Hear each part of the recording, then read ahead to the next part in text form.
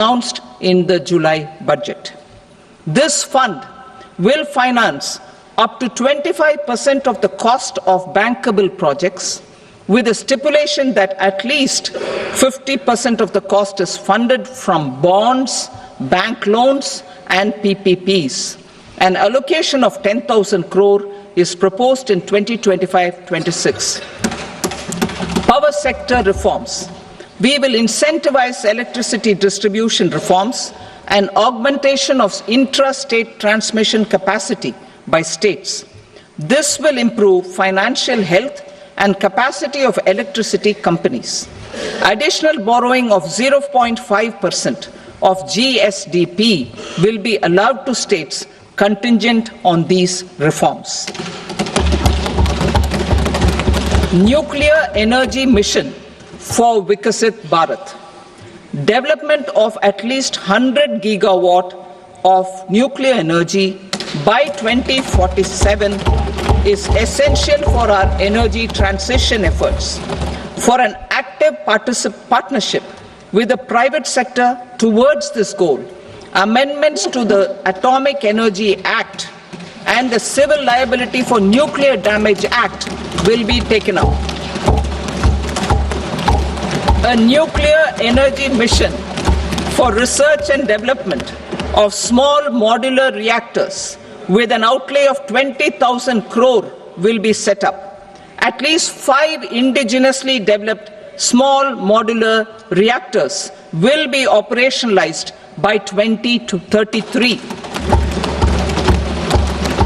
Shipbuilding. The shipbuilding financial assistance policy will be revamped to address cost disadvantages. This will also include credit notes for shipbreaking in Indian yards to promote the circular economy. Large ships above a specified size will be included in the infrastructure harmonized master list. Shipbuilding clusters will be facilitated to increase the range, categories and capacity of ships. This will include additional infrastructure, facilities, skilling and technology to develop the entire ecosystem. Maritime Development Fund. For long-term financing for the maritime industry, a Maritime Development Fund with a corpus of 25,000 crore rupees will be set up. This will be for distributed support and promoting competition. This will have up to 49% contribution by the government, and the balance will be mobilized from ports and from private sector. UDAN regional connectivity schemes. UDAN has enabled 1.5 crore middle-class people to meet their aspirations for speedier travel. The scheme has connected 88 ports, airports, and operationalized 619 routes. Inspired by that success, a modified UDAN scheme will be launched to enhance regional connectivity to 120 new destinations and carry 4 crore passengers in the next 10 years. 4 crore additional passengers in the next 10 years. The scheme will also support helipads and smaller airports in hilly, aspirational and northeast regional districts. Greenfield airports will be facilitated in Bihar to meet the future needs of the state. These will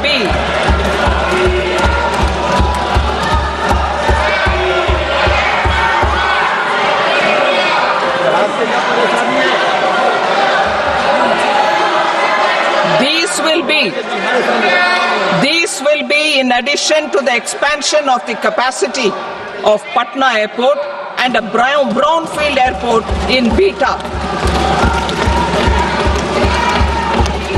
Western Kosi Canal project in Mithilanchal.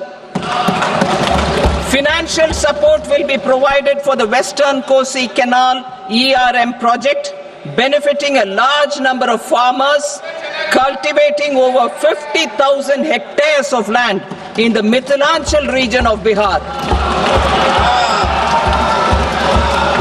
Mining sector reforms, including those for minor minerals, will be encouraged through sharing of best practices and institutions of a state mining index. A policy for recovery of critical minerals from tailings will be brought out. Under the special window for affordable and mid-income housing, SWAMI, 50,000 dwelling units in stressed housing projects have been completed and keys handed over to home buyers. Another 40,000 units will be completed in 2025, further helping middle-class families who are paying EMIs on loans taken for apartments while also paying rent for their current dwellings. Building on this success, SWAMI Fund 2 will be established as a blended finance facility with contribution from the government, banks and private investors. This fund of 15,000 crore rupees will aim for expeditious completion of another 1 lakh units. PM Gati Shakti data for private sector. For furthering PPPs and assisting the private sector in project planning, access to relevant data and maps from the PM Gati Shakti portal will be provided. Tourism for employment-led growth. Top 50 tourist destination sites in the country will be developed in partnership with states through a challenge mode. Land for building key infrastructure will have to be provided by the states. Hotels in these destinations will be included in the infrastructure harmonized list. The following measures will be taken for facilitating employment-led growth. Organizing intensive skill development programs for our youth, including in institutes of hospitality management. Providing mudra loans for homestays. Improving ease of travel and connectivity to tourist destinations. Providing performance-linked incentives to states for effective destination management, including tourist amenities, cleanliness, and marketing efforts. And introducing streamlined e-visa facilities along with visa fee waivers for certain tourist groups. Continuing with the emphasis on places of spiritual and religious significance in the July budget, there will be a special focus on destinations related to the life and times of Lord Buddha. Medical tourism and heal in India. Medical tourism and heal in India will be promoted in partnership with the private sector along with capacity building and easier visa norms. Investing in innovation. To implement private sector-driven research, development and innovation initiatives announced in the July budget, I am now allocating 20,000 crore rupees for this purpose. A deep tech fund of funds will also be explored to catalyze the next generation startups as a part of this initiative.